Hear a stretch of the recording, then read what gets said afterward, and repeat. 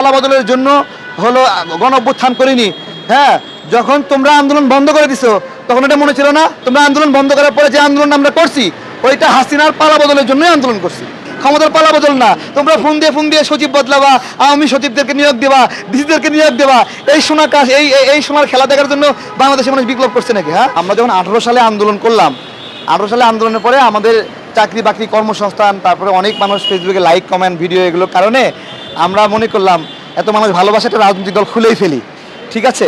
আবার চাকরি বাকরি করলে আর কী করবো, এরকম একটা ধারণা থেকে আমরা রাজনৈতিক প্রক্রিয়া শুরু করলাম, মানুষ আবেদন জানালো। এখনকার আসিফ মাহমুদেরও নাইবেরও একই অবস্থা, এত মানুষ ভালোবাসা একটা দল খুলে ফেললেই তো হয়। আর এখানে কেউ একজন ক্ষমতা পেলে ছাড়তে ইচ্ছা করে না, এরাও সেই মানুষই, এরাও এই ক্ষমতা পাওয়ার পরে এদের মধ্যে মোহ তৈরি হচ্ছে, ছাড়তে ইচ্ছা করছে না, স্বাভাবিক। কিন্তু তারা বললে তো হবে না, জনগণ ঠিক করে দিবে যে আসলে ক্ষমতা ছাড়তে হবে নাকি রাখতে হবে, ঠিক আছে। জনগণ মানে বিগার সেন্স, এই ফেসবুকে 100 200 500 কমেন্ট না, এটা বড় বাহিনী। জনগণ মানে কি? লক্ষ লক্ষ রাজনৈতিক কর্মী যারা মাঠে একচ্ছত্র অধিপত্য আছে। জনগণ মানে কি? রাজনৈতিক সমর্থকরা। তো এখানে ক্ষমতার পালা বদলের জন্য হলো গণ অভ্যুত্থান করিনি।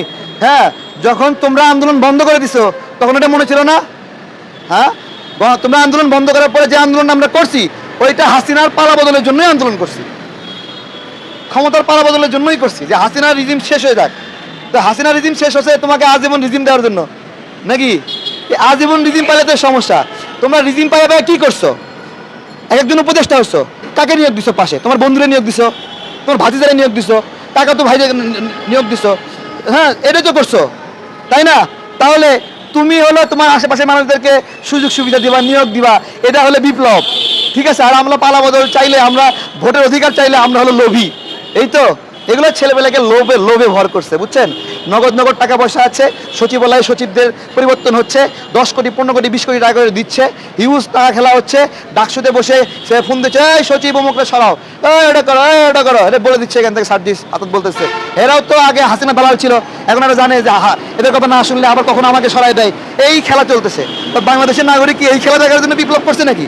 ক্ষমতার পালা বদল না। তোমরা ফোন দিয়ে সচিব বদলাবা, আওয়ামী সচিবদেরকে নিয়োগ দেবা, ডিসিদেরকে নিয়োগ দেবা, এই সোনা কাজ এই সোনার খেলা দেখার জন্য বাংলাদেশের মানুষ বিপ্লব করছে নাকি? হ্যাঁ, বলো।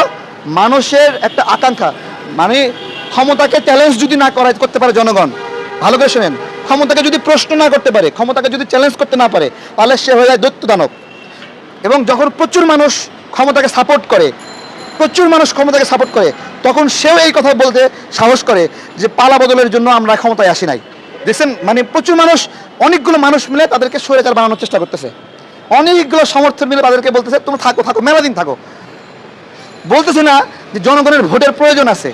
জনগণের ভোটকে ভয় পাচ্ছে কেন? জনগণকে ভুল সিদ্ধান্ত নেবে, আতঙ্কিত কেন? তুমি তো দল বানাবাই, রাগ ডাক লুকায় মানে খুঁটু করে লাভ আছে? দল তো বানাবে একটা, বোঝা যাচ্ছে, খেলা তো খেলবা, তো খেলো।